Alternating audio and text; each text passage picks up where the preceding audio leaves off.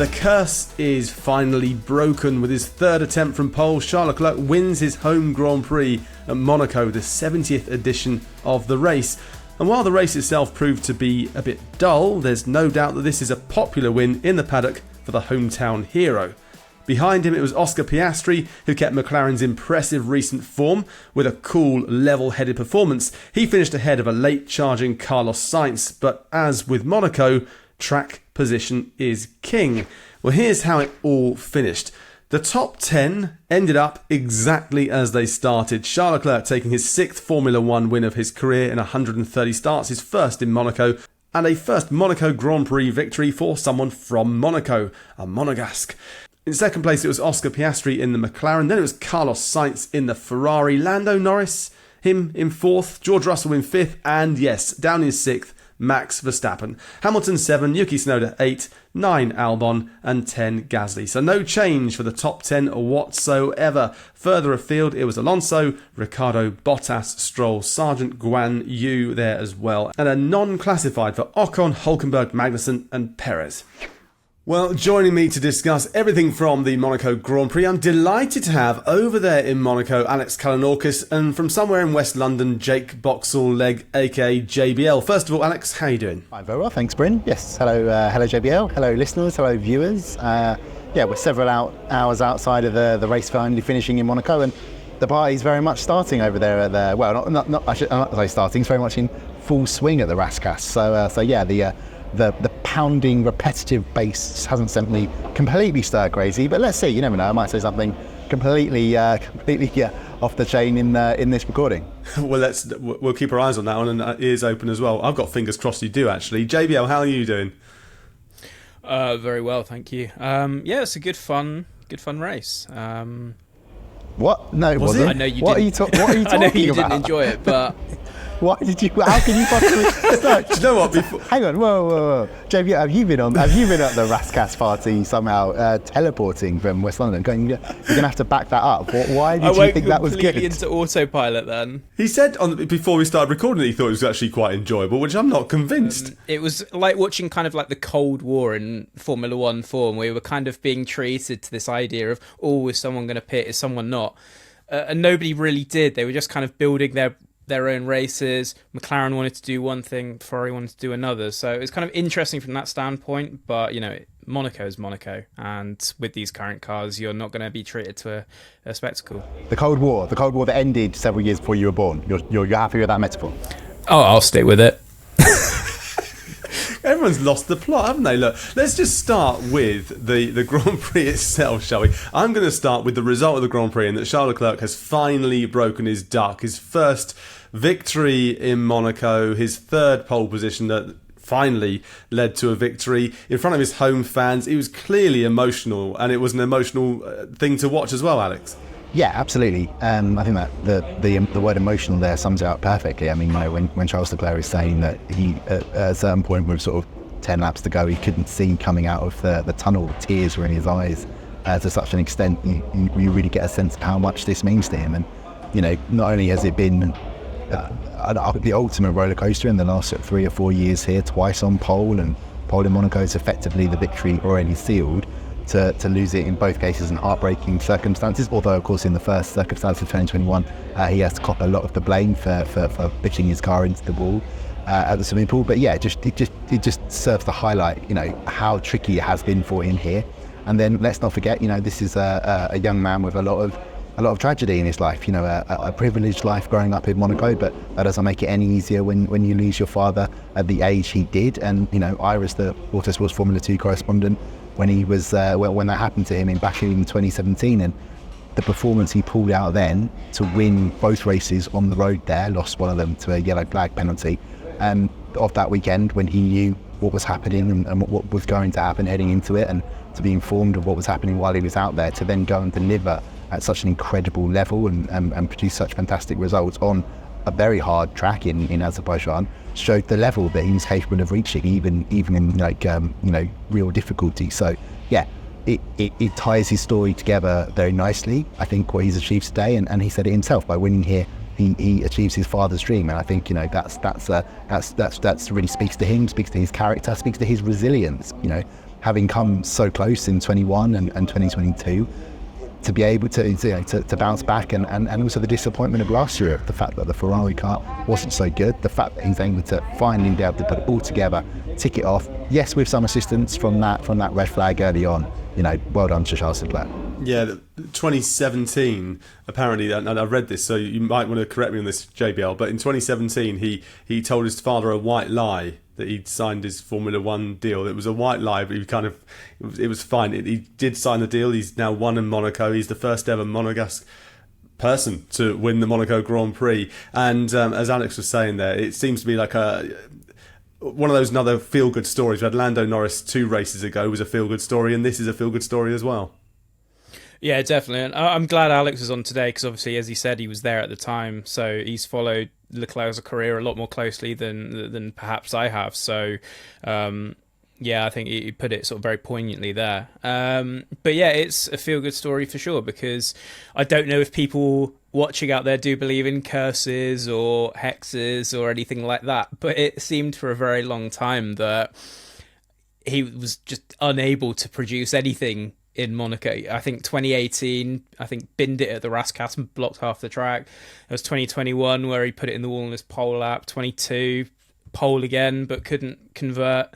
And there was also the Ferrari, driving a Ferrari in a historical race and also putting it in the wall. So it's kind of been a long time coming. And I think that's not to detract from Leclerc at Monaco. He's always been brilliantly quick around here. I just think now it's a representation of how far he's come this year, how he's improved this season. He just seems to be a much more complete driver, and the fact that he was able to do what he couldn't do before just is absolute testament to his entire performance over the weekend and of this season as well.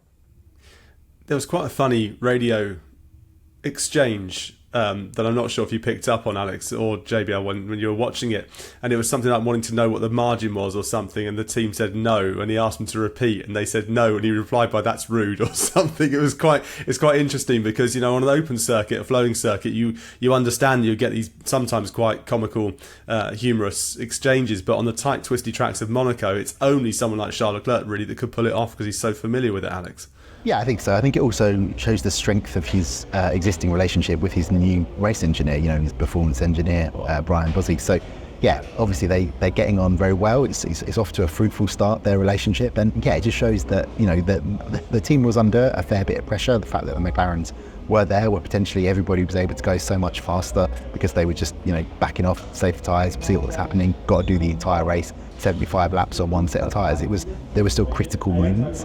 But yeah, I think it just shows you that he had capacity, and he was able to have fun with it. Also helped very late on by the fact that Oscar Piastri did suffer quite a bit of floor damage in that contact with Carlos Sainz at the first corner, lost 20 points of downforce. McLaren able to do some repairs, changing the side pod under the red flag. It was 10 points, but come the end of the race and the pace being that much quicker than it was earlier on when Piastri quipped slower than Formula 2 around Monaco. Piastri he said, well, I was just getting to the end by that point, so that's why he fell back a little bit from Leclerc. There was an interesting strategy moment, though. This all came about after the lap 1 incident, which we'll come to in a moment. But this all came about, JBL, really from the fact that there was a strategy moment going on out there with stopping the McLarens from being able to find a gap to get in and out of the pits. They were having to play a bit of a game, weren't they? And he was having to slow down a little bit and play that game, not driving as fast as he could, but really having to manage the race. And having to manage a race like that isn't an easy thing at all. No, certainly not. There was that interesting situation where, the front 4 cars had dropped George Russell pretty sort of easily. That was just largely the tyre delta. Russell kind of drawn the short straw, having to stay out in the mediums. So McLaren was trying to get the gap to grow so that they could potentially disrupt what Ferrari was doing and bring maybe Norris in for a pit stop, trying to extend the gap to about 22 seconds, which I think is the pit delta here, maybe a little bit less. But Ferrari didn't want to acquiesce to that, and so you had Leclerc leading the pace at the front and making sure to kind of slow it down. You had Sainz doing it a little bit for Norris as well, just to make sure that there was no chance that McLaren could, let's say, break that deficit and then bring Norris in to be a little bit of a disruptor. So Yeah, it was kind of a hugely interesting. This is what I meant when I spoke about the sort of Cold War at the start. You had two teams sort of fighting over something sort of very nebulous and theoretical, that eventually kind of came to nothing. So it had a layer of intrigue for sure. It wasn't the most, let's say, outwardly interesting race visually, but I think if you were sort of like looking at the gaps, looking at everything else, it certainly had its moments of interest for sure.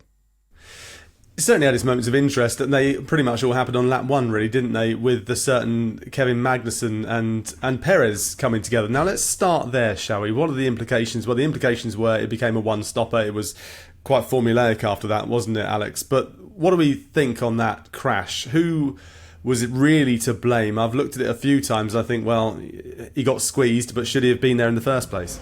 Yeah, I think you sum it up quite well there, Bryn. It's more of a racing incident than it appears because, it's the very start of the race. The cars are getting close together. Perez probably have been a little bit more aware that there might be a car coming up the inside, but equally, Magnussen's the one with the full vision of the incident, and he could easily have held back a little bit. So yeah, more of a racing incident than it looks. But if I were to be unfortunately blamed, which thankfully for everyone involved, I'm not, would have to put it towards Kevin Magnussen. But I think the more fundamental point here about what happened with Sergio Perez is that his typical 3/10 gap to Max Verstappen, as we've seen so many occasions in their time as teammates, often it's even more than that, that left him starting down in 18th on a weekend when Red Bull, weren't at the races. So he is the master of his own destiny by not being able to get the maximum out of the car. It left him exposed in the pack, and thankfully he's okay.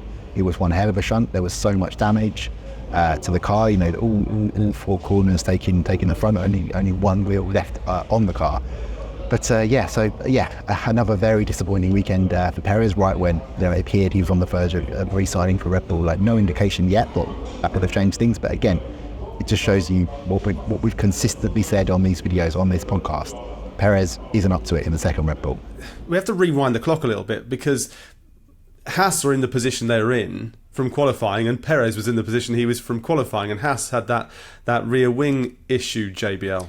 Yeah, they had a new Monaco-specific rear wing for this weekend. I think everybody brought something that was just going to give them a little bit more rear-end downforce. I think even Logan Sargent had a wing from 2013 that the team had brought to Monaco. So everyone was bringing something, but there was this crucial disconnect between the design office and the track team.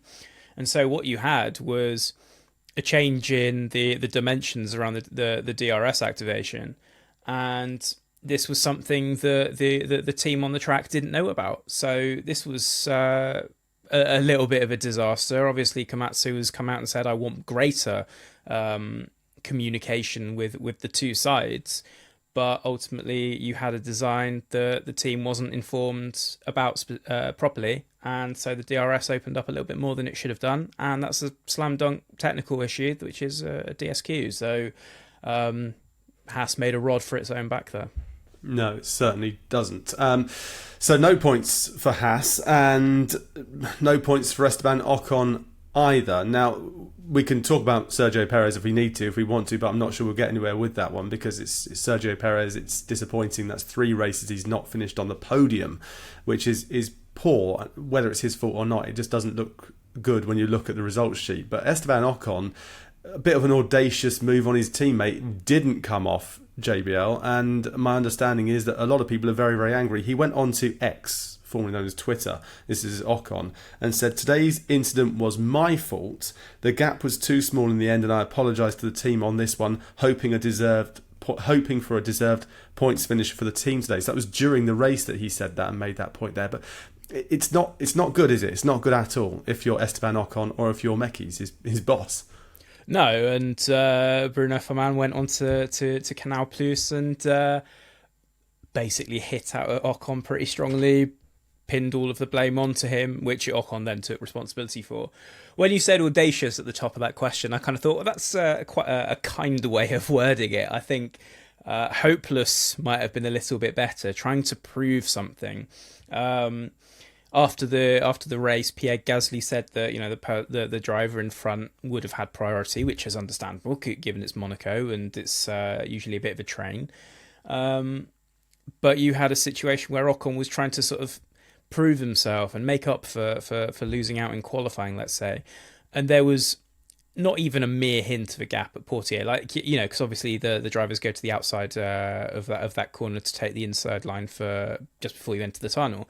And Ocon kind of decided that he would occupy that space. There was no way that that he was going to make that overtake. It had shades of that sort of Button Wehrlein incident from 2017 at the same point. I don't really understand why Ocon went for that move. Well, I think I do, but it just seems completely unnecessary. Cost himself a potential, a finish. Nearly cost Gasly a point. Thankfully, Gasly didn't have any damage, so he was able to carry on, sort of in a relatively lonely 10th place. And this is potentially going to have consequences for Ocon later down the line. Faman has previously said that he's happy with the Alpine lineup, but when you've got two warring factions such as this, when it's proven time and time again that these two drivers that have been said to dislike each other cannot get on, at what point do you continue to tolerate that? At which point do you stop and say, this clearly isn't good for the team, this isn't how we move forward, and we need to have a more harmonious relationship with our drivers? It just seems to be the case that if Ocon maybe had another teammate, would he have attempted the same move? I'm not convinced he would. Yeah, it might help them that they don't have a back-to-back race weekend to give them a bit of clean air to deal with. Now, we've mentioned Sergio Perez. We've talked about Red Bull, but let's just stay on Max Verstappen because he finished 6th. In fact, the top 10 finished as they started that race. So Carlos Sainz got a bit lucky actually with the red flag that put him back in that position. But Max Verstappen was saying that Monaco didn't suit the car. Would he have been happy with 6th place? I'm pretty sure I know the answer, but the car doesn't suit Monaco, essentially, is what he said, and he was proven right. So would they be happy with a 6th place, albeit only having one driver in a point scoring position, Alex? No, obviously I think Red Bull was never going to be satisfied with 6th place. They knew that was really the best they could hope for when the outcome is qualifying, and there was no rain forecast. The only bit of rain there's been this weekend was a few spots while I was lucky enough to be trackside by the hairpin late in FP1. So yeah, nothing out of the ordinary was going to really change things for Red Bull, and then the red flag really, put them in a much harder position than he gambled by going on conscious strategy. And if there's an early safety car or early red flag in this case, then that completely screws that attempt, and it's the same for Mercedes as well. So yeah, 6th was the best they could have hoped for, but no, of course not satisfied with it. But I think there's one element to it that's slightly more alarming than maybe it sort of looks on the surface, and that's sort of comments that Helmut Marko was saying about Red Bull's setup simulation tools at the factory not correlating with what's happening at the track. So essentially, I'm led to believe that after Singapore, the team's very confident that if we were to go back there in the end of 2023, say, they wouldn't have had the same situation where everything they tried to change with setup wasn't working for them. So clearly was confident in the tools, the analysis, the changes that they'd made,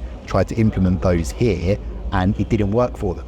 And Marco's, pretty openly saying it, and Verstappen, saying that I've got no suspension. It was like driving a go-kart, bouncing up and down like a kangaroo. Whichever metaphor you want to use is not good. So even if Red Bull can get on top of that, which I'm confident they will be able to because they're such a well-drilled operation, it's not the work of the moment. Going to Canada next, which is all about curb riding, that could be, it's very plausible now to see that as another opportunity for someone else to beat Red Bull. Yeah, one person who won't be beating Red Bull, likely won't be beating Red Bull, is Albon, but he did score some points, and that's a good one for Williams. With a season of tight margins, to get some points on the board, it's very, very important, isn't it, JBL? Yeah, definitely. I think he's to be commended. He gave Yuki Tsunoda a really good race throughout it. And obviously there was that moment where it just seemed like Tsunoda was holding off. He was given the command to push a little bit more, and he went ahead and did it. But for Williams, it was very much needed.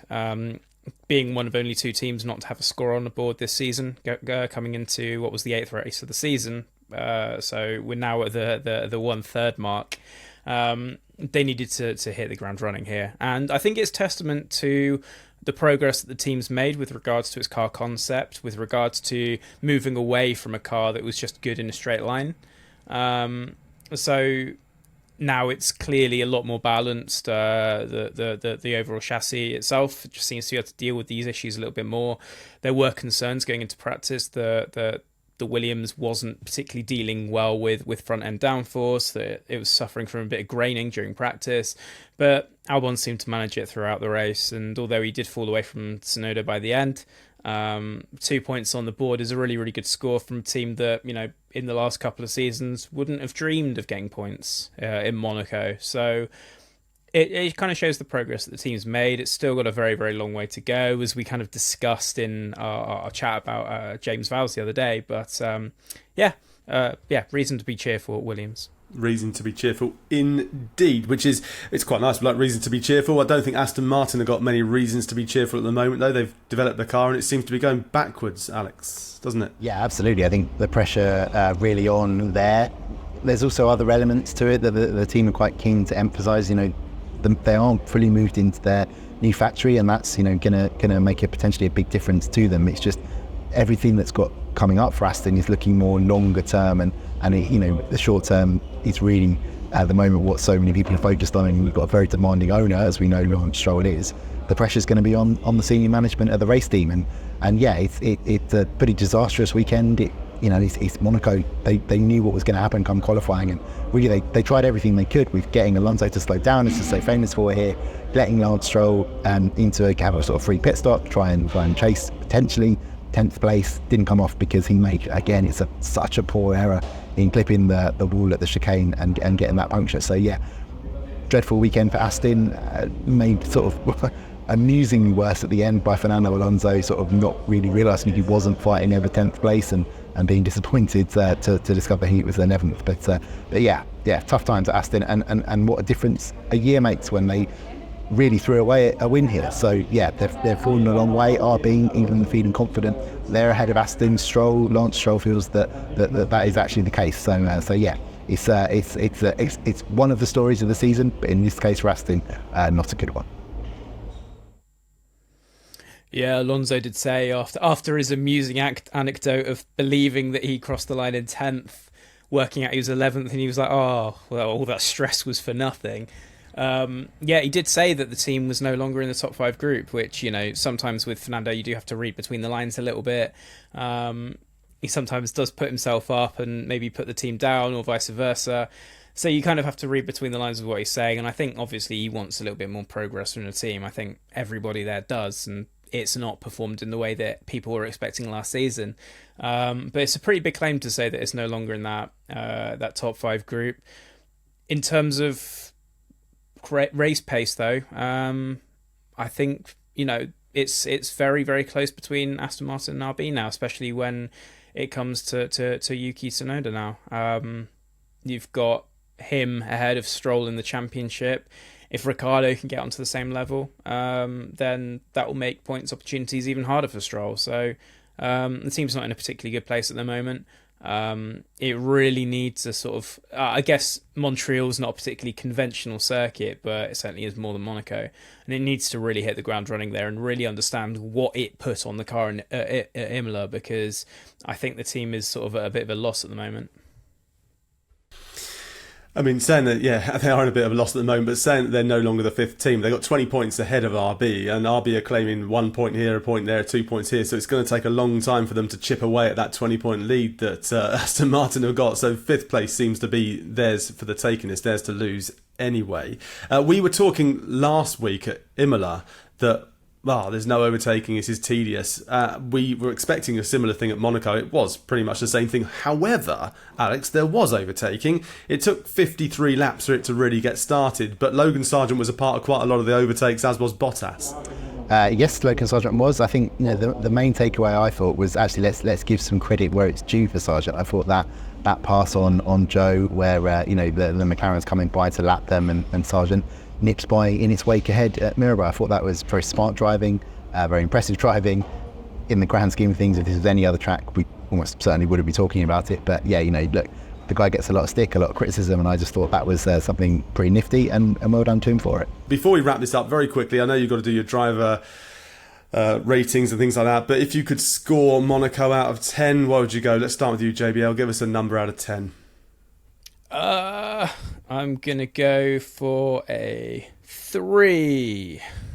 3. Well, that's quite. I think that's quite a good score. Alex? Boys, I have to throw it back to you, Bryn. What are you asking me to score it on? Are you asking me to score the race, or are you asking me to score the weekend overall? Are you asking me to score the city, which is known as a sunny place for shady people? What am I actually scoring? Do you know what?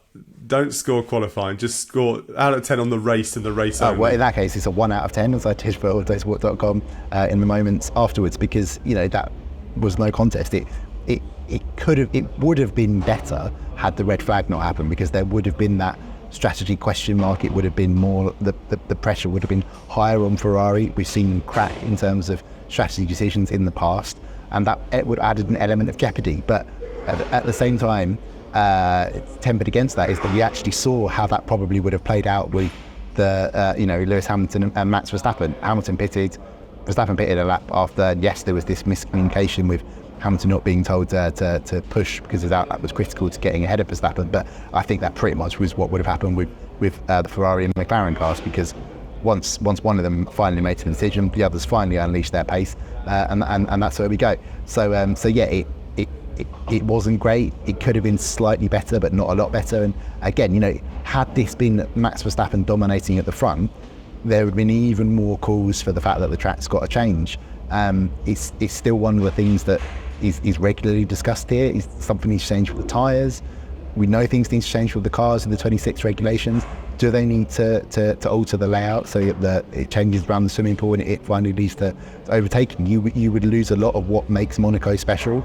That unbelievable qualifying session would be less special, because it would be less of a unique challenge. But equally, I'm just not convinced that widening the layout at one particular spot would lead to that much more overtaking, because, as you said, Bryn, we've just come from Imola where there's basically no overtaking, and it'd still be even narrower here. So yeah, it's not the work of a moment to solve this. But an average between the two of you makes a 2 out of 10. There you go, 2 out of 10 if you take both your scores. And we haven't actually talked about Alonso talking about having group qualifying and things like that, which we'll talk about another day, I'm sure. But for now, thank you very much to both Alex over there in Monaco and JBL in his home in West London. Let's have a look then, shall we, at how this leaves the standings. We'll start with the drivers.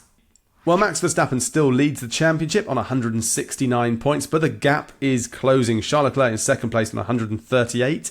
Lando Norris climbs up to third on 113 points. Then it's Carlos Sainz in fourth, and Sergio Perez now way down in fifth place. But getting their first points for the season were Pierre Gasly and Alexander Albon. When we look at the constructors, well, Red Bull still lead the way, 276 points, but that gap is also closing now. In fact, closing to just 24 points they lead Ferrari. Ferrari 68 ahead of McLaren, who are on 184. Then it's Mercedes and Aston Martin. That's about it for our Monaco review. Hopefully you found it a bit more exciting than the race itself. It certainly wasn't a classic. But the locals, they probably don't mind, nor do those on the boats in the harbour either, as they're partying. And you imagine those parties are in full swing and will continue to be until the morning or even further on as well. As always, if you like the video, don't forget to give it a like or a thumbs up, and don't forget to follow as well for all of your content on Formula 1 and more, including the 108th running of the Indy 500. Next up for us, it's Canada in 2 weeks' time. So, as always, thanks for watching. We'll see you then.